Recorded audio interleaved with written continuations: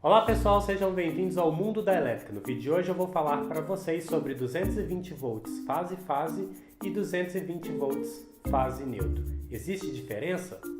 Vamos lá, pessoal!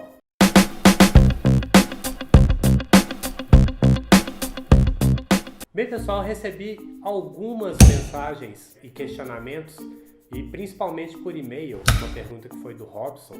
Ele me perguntou se um mesmo aparelho que funciona numa tensão de 220, se ele pode ser ligado em 220 fase-fase e se ele também pode ser ligado em 220 fase neutro e se isso interfere ou atrapalha no funcionamento desse aparelho.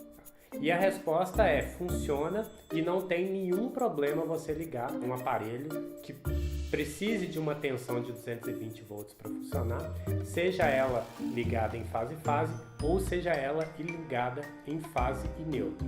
O importante é que a diferença de potencial elétrico é de 220 volts, independente de se a fonte são duas fases ou se a fonte é uma fase neutra. Por que a gente tem essa diferença entre fase-fase e fase neutro?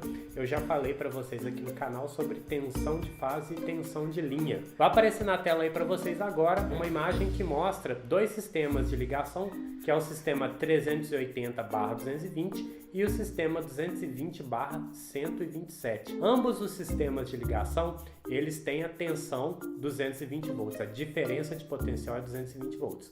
Só que um é numa tensão de linha e outro é na tensão de fase. No caso do sistema 380/220, o 220 é a tensão de fase, ok? Entre fase e neutro. E entre fase e fase eu tenho uma diferença de potencial de 380 volts. Já no caso do 220/127, o 220 ele é a tensão de linha, ou seja, entre fase e fase. E entre fase e neutro eu tenho 127 volts. Isso tem a ver com a questão da geração, de como foi gerada essa tensão, os sistemas de distribuição, como foi transformado para chegar na cidade em que você está.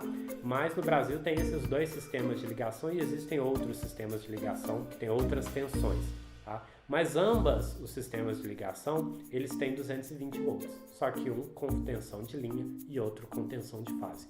Mas qualquer equipamento que precise de uma tensão de 220 volts para funcionar, ele vai funcionar tanto com a tensão de linha, sendo 220, quanto a tensão de fase, sendo 220. O importante é a diferença de potencial.